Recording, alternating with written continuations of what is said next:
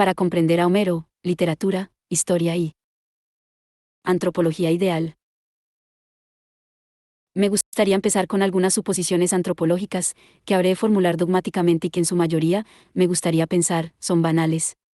En el caso peculiar del Homo sapiens, las explicaciones etológicas de la especie inevitablemente conducen a descripciones culturales de varios grupos sociales.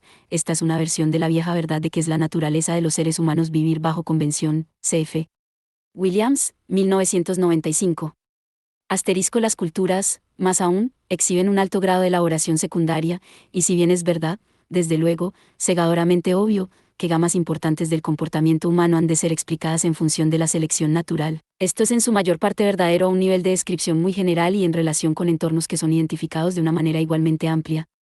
Para gran parte del comportamiento humano, la descripción cultural, en el sentido en que diferentes sociedades exhiben distintas culturas, va a ser un elemento esencial en la comprensión. Toda sociedad tiene un pasado, en el sentido de que lo que ha sucedido antes ha conformado lo que es actual, y virtualmente toda sociedad tiene unas u otras clases de historias que contar acerca de su pasado. Algunas sociedades, en particular las letradas, tienen opiniones críticas de estas historias acerca de su pasado, opiniones que a la vez proveen ulterior evidencia para nuestras propias investigaciones sobre su pasado, y son ellas mismas predecesoras de aquellas investigaciones. Al leer aquellos y otros registros escritos, y al interpretar artefactos o vestigios de pueblos anteriores, tenemos que usar algunas de las mismas habilidades que usamos al encontrar físicamente pueblos que viven en una cultura que no nos es familiar. En el caso de aquellos que en efecto encontramos, tenemos que lograr un entendimiento de lo que dicen, de lo que creen y de cuáles son sus metas, mediante un proceso de triangulación que involucra estos tres elementos, y una condición sobre este proceso, para que sea en absoluto posible, es que las preocupaciones de aquellas personas, sus intereses y poderes de percepción sean tomados como no demasiado radicalmente diferentes de los nuestros. Sin embargo, no necesitamos y no debiéramos suponer que los procesos de interpretación requieren que encontremos un equivalente de lo que dicen en términos que estamos dispuestos a usar nosotros mismos. Es verdad que, para entenderlas, 87. Transacciones sociales e interpretarlas en este espíritu, necesitamos meternos dentro de ellas y tener un sentido de lo que es actuar por los tipos de razones que estos agentes tienen, pero esto no implica que estas sean razones que nosotros mismos tengamos. Alguien que tiene el sentido de lo que es otra cultura puede imaginar, improvisar, representar y responder apropiadamente a situaciones en las que él mismo se encuentra, y en ese sentido ha interiorizado las razones de las personas que viven en esa cultura. Pero ello no las convierte en sus razones más de lo que la capacidad del actor para convertirse en un viejo rey enfurecido lo convierte, incluso temporalmente, en tal rey. Esta es la capacidad de adoptar lo que en otra parte llamado la actitud etnográfica, y es una característica de nuestro entendimiento general de los seres humanos, y de los varios papeles que la cultura puede jugar en sus vidas, que debiéramos entender que tal actitud es posible. 1. Esta capacidad desempeña su papel también en el entendimiento del pasado. Esto es parte del contenido de ese cliché de que el pasado es otro país, hasta cierto punto. Nuestra aproximación al entendimiento histórico de compartir algo con nuestra aproximación a pueblos ignotos. De algunas maneras, la investigación histórica es más difícil. Sobre todo, no hay observación de carácter partícipe, carecemos de la posibilidad de ver sus actividades y escuchar sus expresiones. Por otra parte, llegamos al pasado no meramente en los modos en que se supone que nos aproximamos a pueblos exóticos, es decir, simplemente llegando en un estado de total ignorancia. Esta imagen de lo que es encontrar un pueblo previamente aislado, que asimila esta experiencia a la situación enteramente esquemática de traducción radical, que ha interesado tanto a los filósofos. Es en casi todos los casos una exageración drástica, pero en verdad hace una diferencia el que estemos vinculados al pasado histórico mediante un conjunto autoconsciente de tradiciones. Alcanzamos el pasado por una ruta, cada paso de la cual, en el caso favorable, se hallan relaciones explicativas con los pasos dados antes y después de él. Por esta y otras razones, el caso del entendimiento histórico-cultural, comparado con la situación del antropólogo social como un observador participante, es lo suficientemente diferente para que sea absurdo juzgar el pasado simplemente como otro país. No obstante, hay suficiente en común en las ideas de interpretación relativas al acto de llegar a ver cómo ocurrieron las cosas en otra situación cultural, para que podamos establecer la conexión llamando a ciertos tipos de entendimiento histórico, antropología ideal. Es antropología porque comparte estas formas de entendimiento, y es ideal no porque sea perfecta, sino porque no tiene los tipos de evidencia que son centrales a los ejemplos paradigmáticos de la antropología social en acción. Parte de nuestra evidencia del pasado consiste en objetos físicos, artefactos y otros vestigios similares. Parte de ella consiste en documentos Una parte, como ya hemos visto, puede consistir en documentos en los que una sociedad del pasado buscó registrar su propia historia. Una parte, lo que es la preocupación presente, consiste en lo que podríamos llamar obras literarias. No tenemos que suponer que la sociedad que estamos estudiando haya tenido una noción de literatura o que la aplicase a estos documentos. Si no lo hizo, entonces manifiestamente debemos tener extremo cuidado al usar. 88. Semejante noción. Sin embargo, en el caso de una sociedad autoconsciente con una posición crítica desarrollada, puede haber suficientes elementos en la práctica local para apoyar el que veamos estos escritos como obras literarias, o algo por el estilo. La literatura puede proveer evidencia para la antropología ideal, como podríamos también decir, la interpretación de la literatura puede ser parte de la interpretación que es el asunto de la antropología ideal. Hay problemas familiares y enormes en este proceso. Por ejemplo, en el caso de los antiguos griegos, que es el ejemplo del que me ocuparé aquí, hay un problema bien conocido respecto al uso de las tragedias sobrevivientes como evidencia acerca de la sociedad en la que fueron escritas. La tragedia griega tendía a adoptar un estilo alto, arcaizante, lo que significa que, como evidencia directa de los conceptos éticos o de otro tipo de su público, tiene que ser tomada con extremo cuidado. Esta es la razón por la que Sir Kenneth Dover, al escribir sobre las concepciones populares acerca de la moralidad griega, se apoyó más en la comedia, porque tenía que hacer reír a la gente, y los discursos legales, porque tenían que persuadir a un jurado, que en la tragedia o la épica. 3. Sin embargo, sigue siendo verdad que las tragedias tenían que ser inteligibles a su público. Desde luego, fueron producidas en competencia para impresionar e involucrar a ese público, quizá para sacudirlo, y ello debe ser capaz de decirnos algo acerca de las relaciones entre las estructuras conceptuales éticas de la tragedia griega y la perspectiva de tal público. En el caso de la épica homérica, sin embargo, está implicado un desplazamiento aún más radical. No es meramente que los poemas homéricos estén expresados en un lenguaje de fórmulas que nadie jamás habló. Por añadidura, las personas en la Atenas clásica que leían y discutían estos poemas cuando habían sido escritos sabían que pertenecían a un tiempo anterior, que habían sido de una manera u otra transmitidos de una sociedad anterior. La historia real de los poemas es, por supuesto, una cuestión muy compleja y aún no resuelta, y no soy competente para discutirla más de lo que puedo discutir sus relaciones con la arqueología de la Grecia arcaica. Sin embargo, si suponemos, incontroversialmente, que surgen de una tradición oral, tenemos que dar por supuesta la existencia de un público anterior no letrado, al cual se le recitaban estos poemas o partes de ellos, y a este público, también, le hablaron de un tiempo anterior. Esto significa que cualquiera que esté resuelto a interpretar los conceptos usados en estos poemas, o, como podríamos decir más bien vagamente, la perspectiva de los poemas, aunque no debiéramos suponer que la perspectiva de los poemas es siempre la misma, en particular en lo que va de la Ilíada a la Odisea, tiene una tarea compleja. De hecho, hay más de una tarea posible.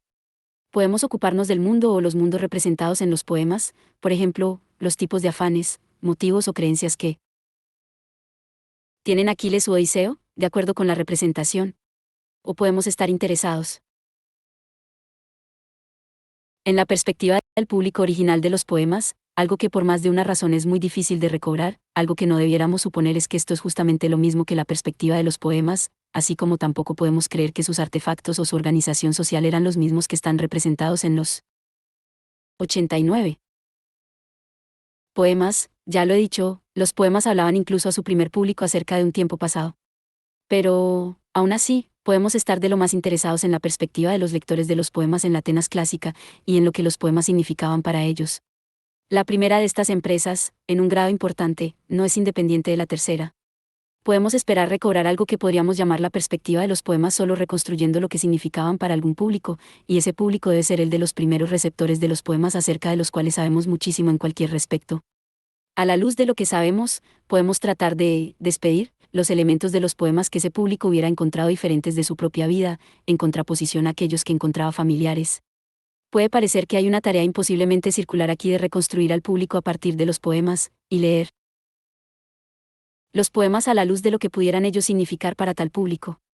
Pero esto es ignorar el hecho de que acerca de este público hay mucha evidencia adicional, y también pasar por alto el punto vital de que, respecto tanto a su evidencia adicional como a los poemas homéricos mismos, la empresa se halla muy lejos de una situación de traducción radical, incluso en el sentido bastante atenuado esta en que se aplica a nuestros encuentros con pueblos previamente desconocidos. Estos poemas están vinculados a nosotros mediante una tradición enormemente compleja y poderosa, en la que el asunto de leer y entenderlos ha sido transmitido de un periodo histórico a otro. Las personas ciertamente están en desacuerdo sobre la cuestión de qué tanto entendemos el mundo de Homero. Pero, a menos que sean excesivamente cautas o provocadoras, están usualmente dispuestas a admitir que hay algo así como el entendimiento del griego homérico, algo que aquellos de los académicos de lo griego que están informados en su mayoría hacen bastante bien, y que los principiantes hacen mal. Podemos, dentro de un grado considerable de acuerdo, traducir los poemas al inglés. La firme convicción de que podemos hacer esto está apoyada por las tradiciones históricas que nos vinculan con el mundo antiguo, por el hecho de que los lectores informados de hoy no están llegando a estos textos gracias a un paracaídas histórico, sino que han aprendido el griego antiguo de alguien que aprendió el griego antiguo de alguien que. Desde luego, esto no garantiza la corrección, ni elimina enormes problemas interpretativos e históricos, pero sí provee el fundamento absolutamente esencial de conducir las operaciones de la antropología ideal sobre estas obras a un nivel en el que pueden producir resultados y tener algún sentido. Un gracioso académico clásico, conocido mío, parodiando los métodos de la deconstrucción, sugería alegremente que la palabra álbum en un poema de Horacio podría ser tomada como si significara un libro en el que uno pega fotografías. Es muy instructivo considerar cuántas razones hay, de cuántos tipos, para decir por qué esta no. Es una buena idea. En mi libro Si Eyman naces a ti, Williams, 1993, 4 he tratado de alcanzar una comprensión de ciertas ideas de los poemas homéricos, en particular ideas éticas tales como la capacidad de acción, la responsabilidad, la vergüenza y la restricción. En el caso de algunas de estas ideas, argumenté que estaban más cercanas a ideas que nosotros. 90. Mismos poseemos de lo que muchos comentadores han supuesto. Es importante ver que no estaba implícito en el método de investigación que esto debiera ser el resultado, o al menos en esta medida. De hecho, me concentré en aquellas ideas acerca de las cuales estaba convencido de que tenían una relación más bien estrecha con las nuestras, en particular porque estaba preocupado por usar aquellas ideas para ayudarnos a entendernos a nosotros mismos, pero hay desde luego muchas otras concepciones empleadas por los antiguos griegos, algunas de las cuales discutí, que son mucho más extrañas a nosotros, y de ninguna manera deseo negarlo. Aun cuando todo esto es verdadero, hay algunas ideas que compartimos con los antiguos griegos, y en particular con el público de los poemas homéricos, que son tan básicas para el entendimiento y la reconstrucción de la acción humana que uno necesitaría una evidencia muy poderosa. Por decirlo suavemente, para creer las aserciones hechas por algunos académicos previos de que estos conceptos faltaban en el mundo griego. En cuanto a las aseveraciones hechas por Bruno Snell, por ejemplo, de que el pueblo homérico, y un concepto que usó de una manera no clara para proveer un puente entre los personajes de Homero y los lectores o escuchas de Homero, carecía de cualquier idea de un agente unitario capaz de tomar decisiones, o incluso de un agente que tuviese un cuerpo unitario. Tal sugerencia va en contra de una presunción muy fuerte de que a menos que uno atribuya algunas de esas nociones a las personas representadas en estos poemas y a las personas que los escucharon o lo leyeron, uno no podría encontrarle sentido alguno a los poemas. Esto no es ofrecido como una aseveración dogmática universal. Como ocurre con otros tipos de historia natural, es excesivamente grosero anticipar las maravillas que uno podría encontrar en el camino del desarrollo cultural, o, para decirlo de una manera más bien más sofisticada, aunque debe haber materiales comunes que nosotros y aquellos situados bajo estudio compartimos. 1. Debe ser consciente de que pueden presentarse en formas y combinaciones muy inesperadas. Sin embargo, respecto a las nociones que son tan centrales a nuestro entendimiento de las actividades humanas como la idea de una decisión, o la de un ser humano moviendo a propósito sus extremidades, uno debiera intentar un número de otras explicaciones antes de concluir que se hallan ausentes del mundo que uno está tratando de interpretar. En el caso de Snell, y de aquellos que piensan como él, hay al menos 4 razones por las que arribó a estas erróneas conclusiones.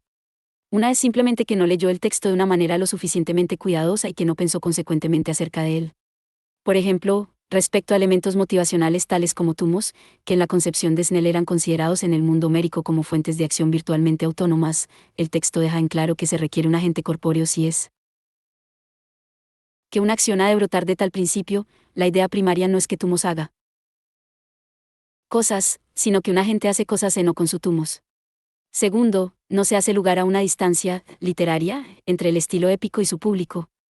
Debiéramos ser cautos cuando nos movemos, de la poesía a la cultura, como James Redfield muy bien ha dicho. 5 y algunas de las inferencias acerca de la supuesta psicología de los personajes 91. Homéricos, en particular de los héroes homéricos, están basadas en un artefacto del estilo, un rechazo de lo anecdótico que presta una cierta dignidad e inevitabilidad al relato. Un ejemplo de esto es el desarrollo de la disposición de Aquiles para alcanzar un acuerdo con Agamenón, otro, quizá, es la posposición de reconocimiento por Penélope de su marido, C.F. Williams, 1993, pp. 46 a 48. En tales casos, es ingenuo no meramente derivar a partir de la lectura una psicología implicada en la estructura del relato, sino incluso suponer que hay algo que pudiera desprenderse simplemente del relato para que uno lo tomara como una psicología implicada.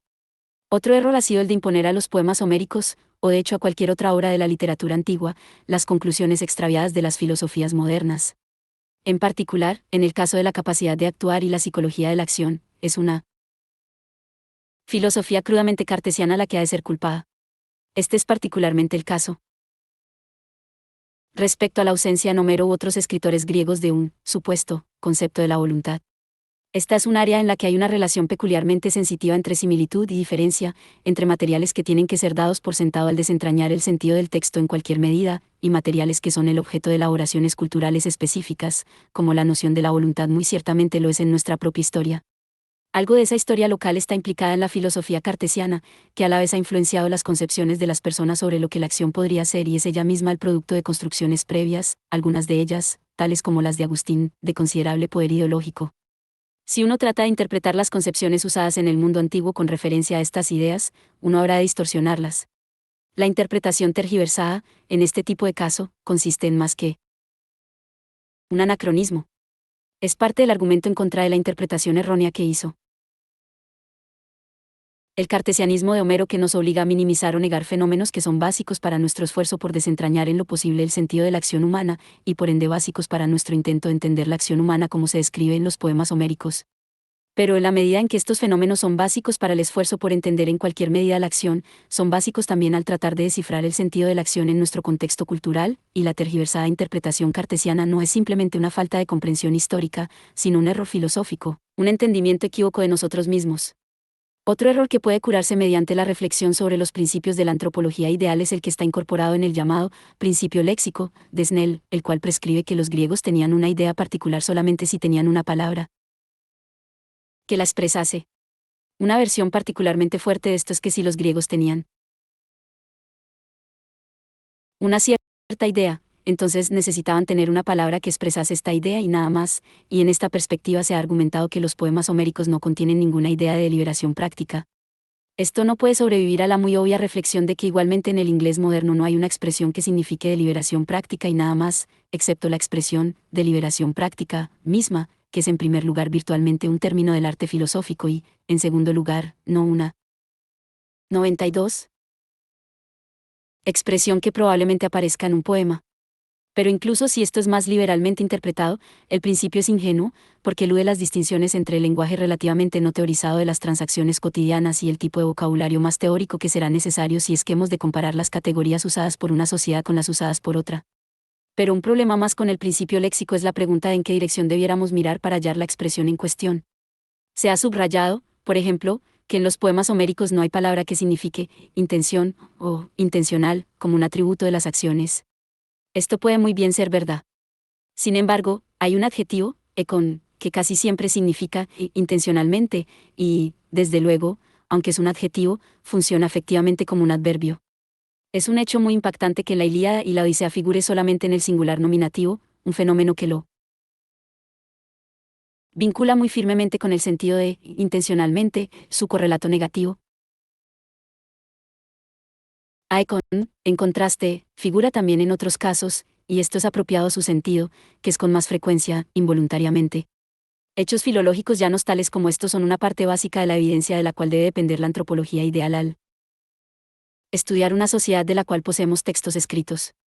6. Desde luego, solamente a la luz de ciertas presuposiciones filosóficas, que ayudan a formar las suposiciones de tal método, la evidencia puede ser identificada como evidencia, como algo que nos dice algo relevante acerca de las estructuras conceptuales que pertenecieron a una sociedad del pasado.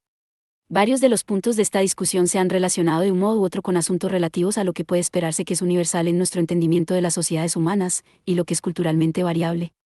Ya he dicho que debiéramos ser cautos al aseverar dogmáticamente que algunos elementos dados deben ser universales, al suponer, como pudiera uno decirlo, que la reflexión filosófica sobre la metodología de una antropología ideal puede arrojar un cuerpo de verdades sintéticas necesarias.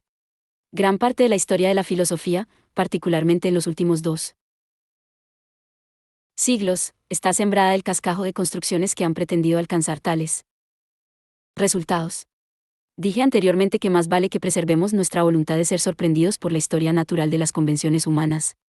Sin embargo, incluso si no ofrecemos ningún rico cuerpo de lo que se sostiene que son necesidades universales sustanciales, hay, en el área de la acción y sus entornos éticos, un conjunto de ideas muy básicas que, por lo menos, imponen una carga extremadamente pesada de pruebas sobre cualquiera que pretenda encontrar una sociedad en la que estas concepciones no fueron operativas. Hasta que esa prueba o ese argumento lleguen, como notablemente ha dejado de ocurrir en el caso de los griegos homéricos, podemos aseverar que por doquier. 1. Hay acciones, las personas hacen cosas, y son reconocidas por otras mientras hacen cosas. 2. Las acciones, según se entiende, conducen a resultados, algunos de los cuales son 93. Intencionales y otros no. 3. Algunas veces los resultados son malos, y han de ser lamentados por el agente o por alguien más o por ambos. Y 4. Cuando hay un resultado lamentado por alguien más, puede haber una exigencia de respuesta. Hay otro ítem que pudiera agregarse a estos, aunque es quizá menos completamente banal que los otros. 5. Las personas se hallan a veces en estados inusuales o atípicos que afectan a sus acciones y sus intenciones. Esta última idea se relaciona particularmente con el interés que los miembros de una sociedad tienen a lo largo del tiempo en otros agentes de su comunidad, y en la medida en la que puede esperarse que se comporten de una manera estable o no confiable. 7. Puede ser que en la mayoría de los lugares haya algún interés en tal consideración, aunque ciertamente los modos en que es entendida, así como los factores que se puede entender que afectan a las acciones o intenciones de un agente en un tiempo dado, serán muy diferentes en sociedades distintas. Estos son los materiales de algo similar a una idea de la responsabilidad, y es razonable, hasta que hallemos evidencia firme en sentido contrario, esperar que se encontrarán en toda sociedad. Sin embargo, lo que es muy cierto es que no hay ninguna idea de responsabilidad que pueda ser encontrada en cada sociedad, sino más bien una gama de nociones que varían entre ellas. Estas nociones interpretan los materiales de modos diferentes y les dan pesos muy distintos en la relación de uno con otro. Este es el tipo de explicación que traté de dar, en forma bosquejada, en Sieman Necessity, cf. Williams, 1993, pp 5074, considerando el caso griego y específicamente el homérico, acerca del cual se ha afirmado frecuentemente que carece de ideas de responsabilidad en algo que se parezca a nuestro sentido. Lo importante es que, si algo como esta explicación es correcto, representa un ejemplo claro, pero también atípicamente simple, de las relaciones entre lo universal y lo local. Ciertos materiales o elementos son universales, lo que es local y variado son los modos en que los materiales se acomodan, se enfatizan y se interpretan. Es quizá improbable que en general el universal pueda ser identificado y desplegado de un modo tan simple, desde luego, bien puede ser que tal explicación sea demasiado simple para este caso mismo. Sin embargo, sí, como he sugerido, la antropología debiera involucrarse en una tarea interpretativa, y si el estudio de las sociedades pasadas debe, en parte, consistir en un tipo de antropología sin participación, que llamado antropología ideal, la cual se aplica, aunque con especiales características, a aquellas sociedades de las cuales poseemos restos escritos, y en particular, literarios, entonces ciertamente tenemos que reflexionar muy agudamente en cuán fuertes deben ser las suposiciones de la actividad interpretativa, y hasta dónde arrojan en efecto elementos universales. Esta sigue siendo 94. Una tarea urgente para la filosofía de la antropología y, como un caso especial, para la filosofía de la historia. 95. 96. Asterisco Mackinsense of Humanity and Other Philosophical Papers, 1982 a 1993, Cambridge University Press, Cambridge, 1995. 1. La idea general de interpretación que estoy usando se ha vuelto familiar, desde luego, gracias al trabajo de Donald Davidson. Para la actitud etnográfica y la posibilidad de entender sin que medie identificación, véase Williams, 1986, Reply to Simon Blackburn, Philosophical Books, 27, 1986. 2. Sin duda también conlleva presuposiciones fuertemente ideológicas acerca de las relaciones entre los investigadores, científicos, y los pueblos primitivos. La concentración puramente filosófica en la traducción radical no necesita en sí misma comportar tales presuposiciones, es un artilugio para aislar lo que es dado por sentado al interpretar a cualquiera. 3K. J. Doer, Greek Popular Moral Latin de Time of Plato and Aristotle, Blackwell, Oxford, 1974, pp 1, 45. 4. En lo sucesivo, Williams, 1993. 5. James Redfield, Nature and Culture in the Iliad, University of Chicago Press, Chicago, 1975, p. 22. 6. Como ya ha sido explicado, las relaciones de los textos escritos con la sociedad homérica son más complejas de lo que esta formulación implica. 7. Para algunas especulaciones en esta área, C.F. Williams, 1990, pp. 1 a 10. La referencia no se puede identificar. 97. 98. Sócrates y